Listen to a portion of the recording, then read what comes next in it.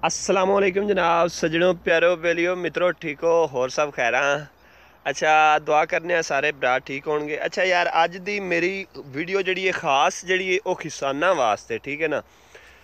और मैं ये चाहना कि मेरे सारे जितने भी भाई किसान ने खुशहाल रहन और उन्होंने बर वक्त बीमारियां का पता लगता रहे कि जी आने वाली वक्त दे विच फसल नूं पै जाती ठीक है।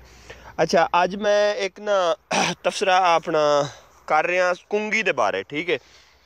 अच्छा कुंगी एक बहुत ही खतरनाक बीमारी है ठीक है ना। हुण ए तकरीबन फसल साडे दोस्त ही ने ए सामने साडा डेरा है ठीक है ना ए साथ ही तो उन्होंने मशवरा भी दिता सी लेकिन उन्होंने थोड़ा जिहा ना इग्नोर कर दिता ठीक है। तो उनके बारे इनका नुकसान तुहानूं विखा रहे हैं कि उनका नुकसान की होया है। हालांकि सिट्टे दे विच हाली तक दाना नहीं बनया ठीक है ना जी। सिट्टे दे विच दाना नहीं बनया बिल्कुल हाली सिट्टा जिहड़ा है ना जी हाली यही समझ लो 100 ਦੇ ਵਿੱਚੋਂ 20% ਜਿਹੜਾ है ना जी दाना तैयार होया। लेकिन इनके मुतबादल ए वेख लो बे कुंगी कितना असर कर गई है ठीक है इनके पत्तियां दे उत्ते ठीक है। अच्छा गल करन दा मकसद है कि असी किसान जिस टाइम फसल तैयार करके सारा कुछ ओके करके ते असी फिर आने कोई नहीं हुण खैर सल्ला आ गई समझ, लेकिन एक गल बिल्कुल गलत है ठीक है ना।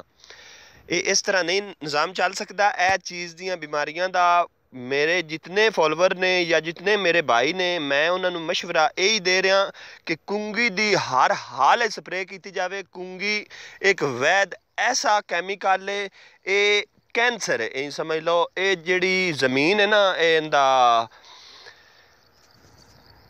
ये तुसी यही समझ लो कि गंदम नू कैंसर हो जाता है ठीक है ना। और जिस गंदम के पत्तियां नू कैंसर हो जाए एक पत्तियां के जरिए उतां खुराक पहुँचती है ठीक है। अगर पत्तियां नू ही कैंसर हो गया तो उतां खुराक की होना है। ये हुण चंद दिन बाद मैं तुहानूं विखावांगा कि ये सारी टोटल जितना भी है ना ये पत्तियां दे विच ये जनाब इहो ही शुमालियत कर जाएगा ठीक है। तो मेरे जितने भी भाई ने मेरे अपना चाहण वाले ने उन्हां दी फसल इस तरह ही है कि जिमें मेरे वो बड़े अजीज़ ने आ गई समझ, लेकिन उनदे विच साडा हक बनता फर्ज बनता। वेखो ना ए हुण ए सारी तुसी अगे नज़र मैं तुहानूं मरा सकां तो ये टोटल खराब हुई पई यही समझ लो ये डैड है। और उस तो बाद इहदे पानी का बहुत बड़ा जिहड़ा ना अहम किरदार है। इन्होंने पानी भी बहुत ज़्यादा लगा दिता सी हाली शायद मैं तुहानूं विखा सकां कि विच पानी हाली तक खड़ा है ठीक है। लेकिन उनदे बरअक्स ये बीमारी का बहुत ज़्यादा ख्याल करना है। दूसरियां तेले शेले की खैर है लेकिन यह जी कुंगी बीमारी है बहुत ही खतरनाक है। इनके बारे मेरी सारे भरावां अगे रिक्वेस्ट है। मैं तकरीबन 3 तो 3.5 महीने बाद वीडियो बना रहा ठीक है ना। सिर्फ किसी वजह तो टेंशन तो मैं वीडियो बनाना छड्ड गया सी लेकिन अज इस मकसद वास्ते बना रहा कि यार किसी का नुकसान ना हो ठीक है ना। नुकसान जिथे भी होवे उत्थे साडा हक बनता फर्ज बनता जितनी साडे कोल मालूमात है उस दे मुताबिक असी साडा हक बनता है दसना ठीक है ना। और उस तो बाद एक होर मैं तुहानूं साडे कोल तकरीबन 1000 एकड़ गंदम बीजी जाती मैं तुहानूं ना उत्तों कैमरे के जरिए चैक कराना ठीक है। इत्थे लोग बहुत बड़े ठेकेदार आउंदे ने ठीक है। लेकिन कुछ जेड़े इस तरह के ठेकेदार होंदे ने इग्नोर कर जाते हैं वो फिर इत्थों जेड़ा ना जिमें वो समझते हैं कि मतलब कि वो कुछ हासिल नहीं करके जाते बल्कि नुकसान करके जाते हैं ठीक है ना।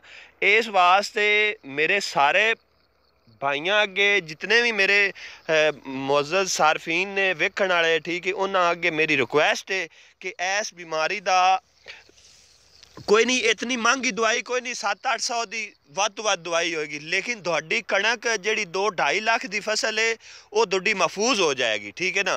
फर्क नहीं इतने नाल पेगा लेकिन भावें जो जिस मर्जी कंपनी दी करो मैं इस चीज़ के उत्ते नहीं दोनों एग्री करांगे तुसी फलानी दी करो फलानी दी करो लेकिन करो ज़रूर यार। वेखना नुकसान हो जाएगा तुहाडा भी नुकसान होएगा आ गई समझ। तो इस तरह जी अगर थोड़ी फसल होएगी अगर 10 किलियां नूं होर वध जाएगी एक वबा है वबा के जरिए ये फैलती है ठीक है।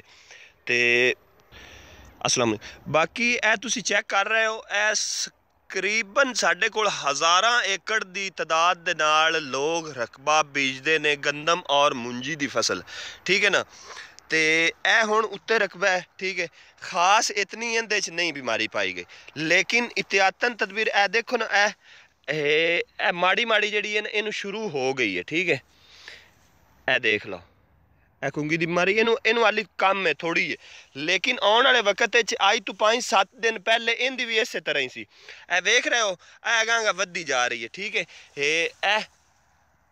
ठीक है ना, ये हाली तक इन तकरीबन 20% है, ठीक है।